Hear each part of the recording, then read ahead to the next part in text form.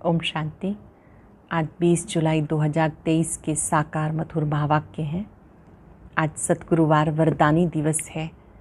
आँख खुलते ही परम सतगुरु मीठी दृष्टि देते हुए मीठा और मधुर वरदान देते हैं। सदा स्वचिंतन स्वदर्शन द्वारा हीरे तुल्य बेदाग हीरा भव। संगम युग पर ये हीरे तुल्य जीवन है, बेदाग जीवन है। इस हीरे तुल्य जीवन पर दाग तब लगता है जब पर चिंतन पर दर्शन करते हैं, संग का रंग लग जाता है।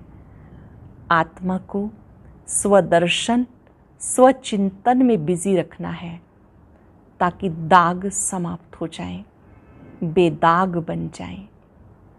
याद दिलाया बाबा ने आज कि ये नई और अनोखी प्रीत है, ये नया अनोखा प्यार है आत्मा का परमात्मा के साथ। जन्म जन्मांतर देहधारियों को याद किया, देहधारियों से प्रीत रखी। अभी आपका प्यार परम पिता से हुआ है, जिससे आप पावन बन जाते हो, सुखदायी बन जाते हो। ईश्वर सम्मुख बैठकर बच्चों को पढ़ाते हैं, शिक्षा देते हैं। वही पिता, शिक्षक, सतगुरु हैं। उन्हें याद करना है। ये कभी नहीं कहना कि बाबा आपकी याद भूल जाती है। बाबा को अच्छा नहीं लगता अगर कोई बच्चा ये कहे कि मैं आपकी याद भूल जाता हूँ। बाबा ने कहा कोई भी सजनी अपने साजन को नहीं भूलती, कोई भी पिता अपने बच्चे को नहीं भूलता। तो आप बच्चे कैसे कहते हो कि हम आपको भूल जाते हैं? बाबा की याद से तो आप पावन बन जाते हो। अपने घर में कोठरी बनाए, शिव बाबा को याद करो, उस कोठरी में बाबा का चित्र रखो, बाबा से बातें करो, तो बाबा की याद बनी रहेगी। याद की क्या युक्ति रचे, वो युक्ति बाबा ने बताई। बाबा का चित्र रखो, देखते रहो, बातें करो, रूहान करो, तो बाबा की याद बनी रहेगी। मीठे बच्चे, श्वासोश्वास बाप को याद करो। बाबा से कुछ भी छिपाना नहीं। पाप और पुण्य का हिसाब धर्मराज के पास रहता है। कोई ब्रह्मा बाप से छिपा सकता है, ये बाहर यामी है, लेकिन शिव बाबा तो अंतर्यामी है, उससे कुछ भी छिपा नहीं सकते। उनकी याद निरंतर रहनी चाहिए। अपने मन बुद्धि को सब तरफ से समेट लो, एक बाप को याद करो। बाबा कितना विचित्र है, मीठा है, वंडरफुल है। ऐसे बाबा को कर्म करते भी याद करना है, चलते फिरते भी याद रहे। बाबा का वरद हस्त मेरे सिर पर है, मैं बेदाग हीरा हूँ। मुझे सदा स्वदर्शन स्वचिंतन में ही रहना है। जो भी मिले उसको भी आज वरदान देना है। स्वदर्शन चक्रधारी भव, स्वचिंतनधारी भव। पर चिंतन पतन की जड़ है, 3 पर काट देने हैं। पर चिंतन, पर दर्शन, पर मत। उसके स्थान पर स्वदर्शन चक्रधारी होकर रहना है। अब सुनते हैं आज के मधुर महावाक्य आदरणीय बड़े दीदी से। मीठे बच्चे, शिव बाबा का चित्र एक कोठड़ी में रख दो। घड़ी घड़ी जाकर उसके सामने बैठ बातें करो, तो सारा दिन याद बनी रहेगी। प्रश्न है, नया और अनोखा प्यार कौन सा है जिसकी अनुभूति केवल संगम पर ही होती है? मित्र बाप के साथ प्यार करना, ये है नया प्यार। तुम जानते हो निराकार विचित्र बाबा इस साकार अर्थात ब्रह्मा तन में आया हुआ है। हम उनके सामने बैठे हैं। हमें संगम पर डायरेक्ट ईश्वर का प्यार मिलता है। ये है नया और अनोखा प्यार। सारा कल्प देहधारियों से प्यार किया, अब विदेही बाप से प्यार करना है। ऐसा प्यार सिर्फ संगम पर ही होता है। गीत है, कौन आया मेरे मन के द्वारे, पायल की झंकार लिए। ओम शांति। बच्चे जानते हैं बेहद का बा विचित्र है, और अभी एक नया प्यार लेकर हम बाबा के पास बैठे हैं या आए हैं। इसको नया प्यार कहते हैं। ईश्वर का प्यार सिर्फ एक ही बार, सारे कलम में एक ही बार। ईश्वर का प्यार सिर्फ सारे कलम में एक ही बार बच्चों को मिलता है। ये समझ सकते हैं, बराबर परमपिता परमात्मा को हम सब याद करते हैं। वो बैठ हम बच्चों को पढ़ाते हैं। निराकार विचित्र बाबा इसमें आया हुआ है। परमपिता परमात्मा हम आत्माओं का बाप है। हम अभी उनकी जान पहचान गए, अभी हम उनको जान पहचान गए हैं। ये प्यार भी अनोखा है। वैसे तो हमेशा देहधारियों को ही प्यार किया जाता है। हम अभी उनको जान पहचान गए हैं। ये प्यार भी अनोखा है। वैसे तो हमेशा देहधारियों को ही प्यार किया जाता है। ये है विदेही, बगैर देह के, माना शरीर रूपी वस्त्र नहीं है। हम उनके सामने बैठे हैं। वे बहुत प्यार से आकर हम बच्चों को पढ़ाते हैं। तो नई बात हुई ना। आगे जो आत्माएं थी, धन मिले, महल मिले, ये सब आशाएं अब हमारी बदल गई। सारी दुनिया में तुम्हारी आश बदली हुई है। हम अभी बाबा से विश्व का मालिक बनने का पुरुषार्थ कर रहे हैं। अभी तुम बाप के सन्मुख बैठे हो। जानते हो वही सब आत्माओं का बाप पतित पावन शिव है, अर्थात कल्याणकारी है। याद भी उनको ही करते हैं। अब तुम बच्चे सन्मुख बैठे हो। दिल में उमंग है कि बेहद के बाप से बेहद का वर्षा लेना है। कितना विचित्र, अनोखा, वंडरफुल बाबा है। ये है और कोई जानता नहीं, सिर्फ तुम बच्चे जानते हो। बाप कैसे हमें अपना बनाकर फिर पढ़ाते हैं। पहले अपना बनाते फिर पढ़ाते। तैसे क्या युक्ति करें जो घड़ी घड़ी बाप को याद करते रहें। इसमें बाबा राय देते हैं, हर एक अपने घर में शिव का चित्र रख दो। शिव बाबा का चित्र देख समझेंगे बेहद का बाबा पतित पावन आया हुआ है। बाबा पतित पावन आया हुआ है पावन दुनिया स्थापन करने। उनसे हम अभी 5000 वर्ष पहले माफिक फिर से वर्षा ले रहे हैं, स्वर्ग के स्वराज्य का। आत्मा जानती है हम स्वर्ग में जाकर शरीर के साथ राज्य करेंगे। जो बात कभी स्वप्न में भी नहीं थी, अब वो आया है। एक कोठरी में अब वो आया है। एक कोठरी अपनी बनाए, शिव का चित्र रख, उसमें लिख देना चाहिए कि शिव बाबा आया हुआ है। उनको आना ही स्वर्ग की स्थापना करने, नरकवासियों को स्वर्गवासी बनाने। घड़ी घड़ी शिव बाबा को देखते रहेंगे तो याद रहेगी। परलौकिक बाप को याद करना बड़ा अनोखा है, और सभी की याद को समेट एक बाप को याद करना है। जैसे भक्ति मार्ग में भी अपने घर में पूजा की कोठी या मंदिर आदि बनाते हैं ना, वैसे ज्ञान मार्ग में भी कोठी बनाए, उसमें सिर्फ शिव बाबा का चित्र रखना चाहिए। मनुष्य समझते हैं ब्रह्मा कुमारियों की मुरली विकारों से छुड़ाती है। अरे ये तो अच्छा है ना, अरे ये तो अच्छा है ना। पावन बनने के लिए विकारों को तो छोड़ना पड़ेगा। फिर बिगड़ते हैं, कहते भक्ति क्यों छोड़ते हो। अच्छा, हम भक्ति करते हैं परंतु एक ही, दूसरा न कोई। और संग बुद्धि योग तोड़ देना है। तुम्हारी युद्ध माया से है। तुम बाप को याद करते हो, माया तोड़ने की कोशिश करती है। हमको शिव बाबा से वर्षा मिलता है। ऐसे याद करते रहेंगे, शिव बाबा को देखते रहेंगे तो तुम्हारी कोठरी भी वैकुंठ बन जाएगी। मीरा भी भक्ति करती थी ना, तो वैकुंठ का साक्षात्कार करती थी। उनको भी साक्षात्कार कराने वाला तो शिव बाबा है ना। तुम समझते हो सबसे ऊंचा है शिव बाबा, उनको ही परमात्मा कहा जाता। परमात्मा से ज़रूर नई चीज़ मिलेगी ना। उनको हेवनली गॉड फादर कहा जाता। स्वर्ग में श्री कृष्ण, स्वर्ग में श्री कृष्ण, उनको फादर नहीं कहेंगे, वह तो बच्चा है। स्वर्ग स्थापन करने वाला बाप है, वो है निराकार, वह देहधारी नहीं है।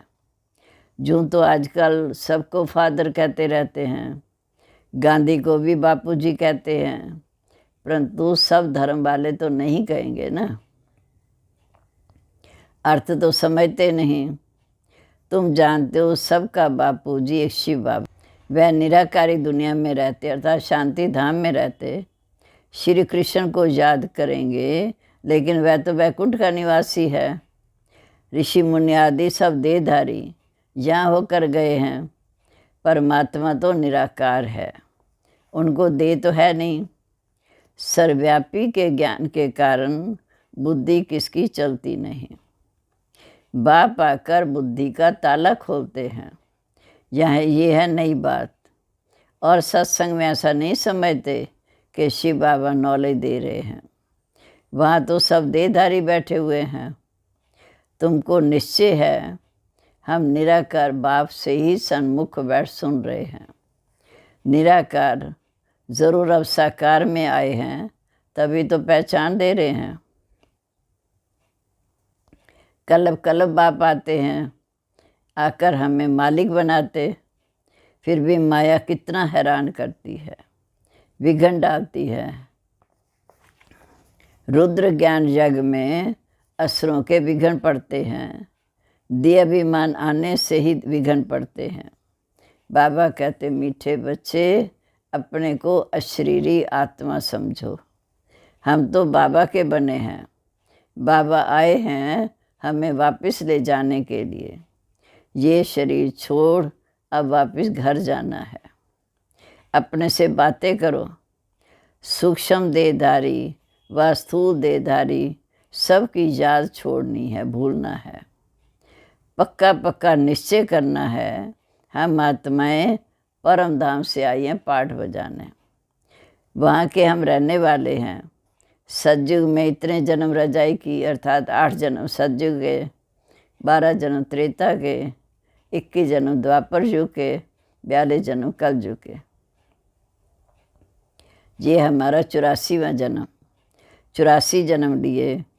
अब नाटक पूरा होता, अब वापिस जाना है।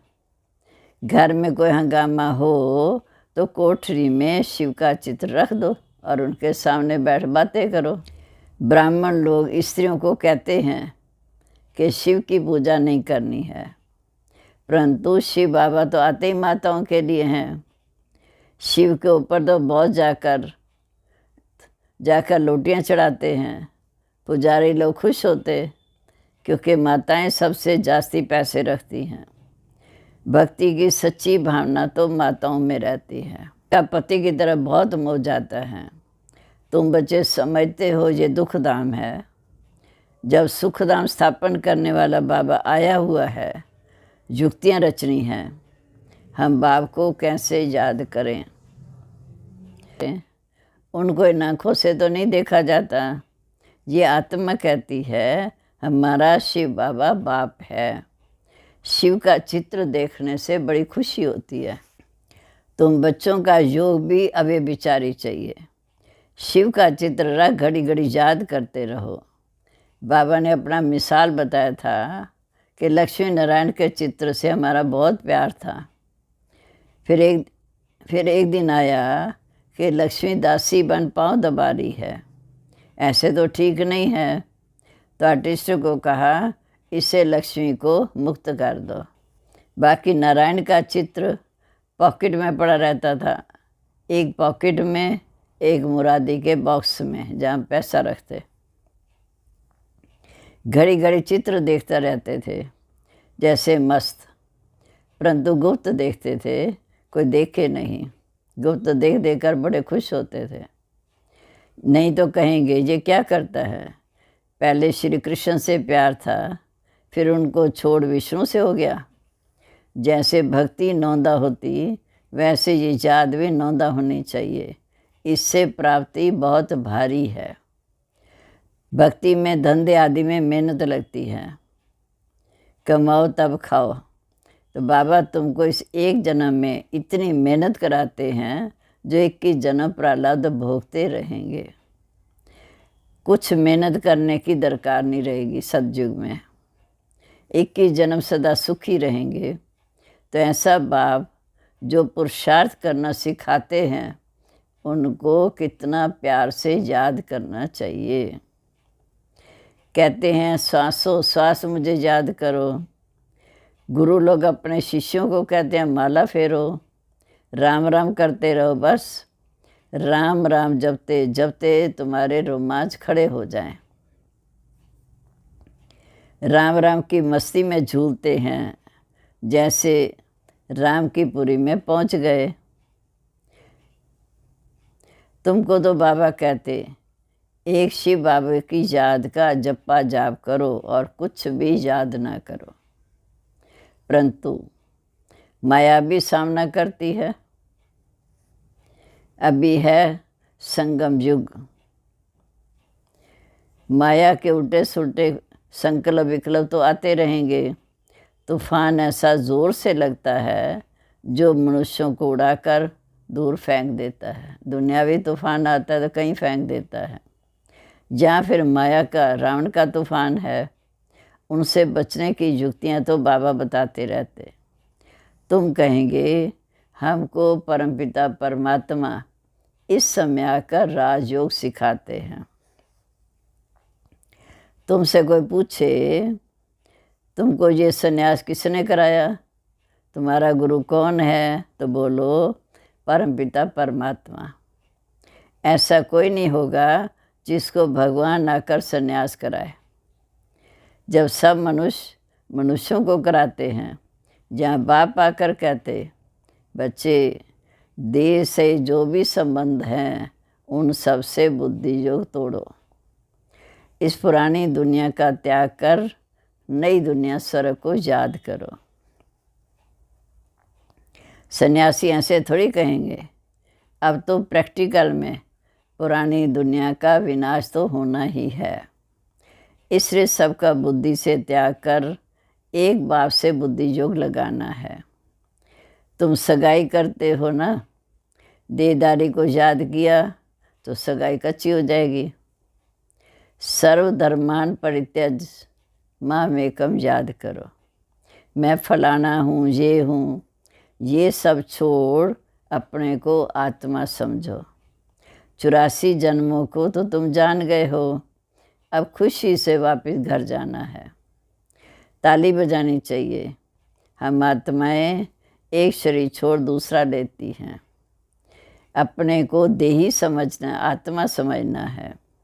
हम आत्मा पहले गोरी थी, फिर 84 जन्म लिए, अब वापस जाकर फिर आएंगे स्वर्ग में राज करने। ये सुदर्शन चक्र फिरते रहना चाहिए।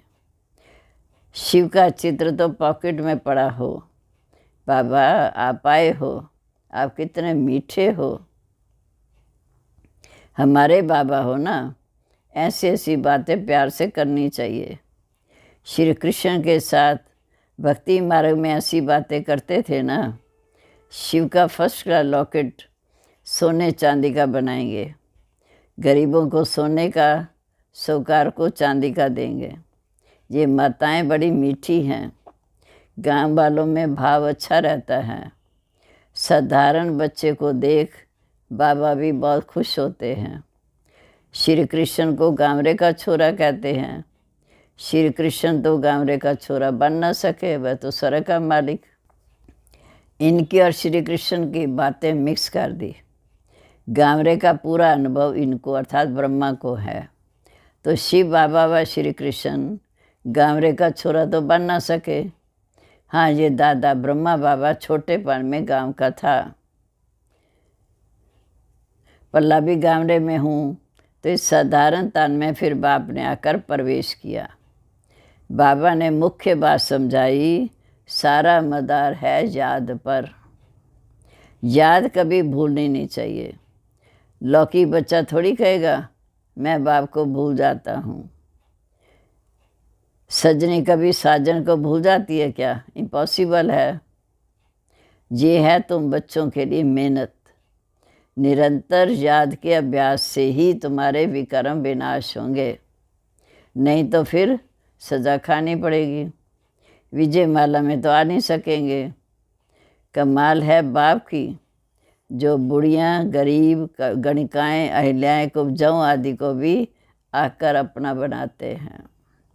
जो तो कोई चित्र की दरकार नहीं, परंतु माया भुला देती है, इसलिए चित्र रखा जाता है। बुद्धि में रहना चाहिए। हम जाते हैं बाबा के पास। रास्ता देख लिया है मुक्ति, जीवन मुक्ति का, और कोई पंडा होता नहीं। इसको इंद्रप्रस्थ भी कहते हैं। बाबा तो अंतर्यामी है। ये बाबा, ब्रह्मा बाबा तो बाहरयामी है।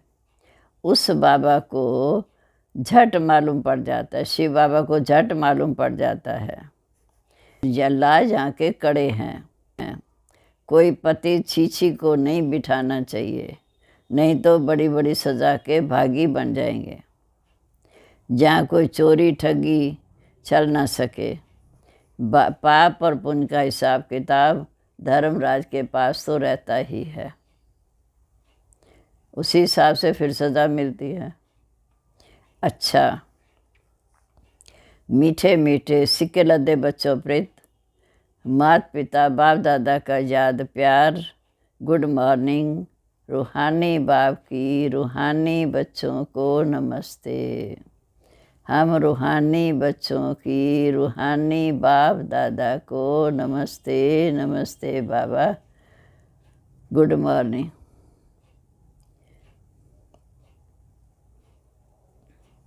अवधारणा के लिए मुख्य सार।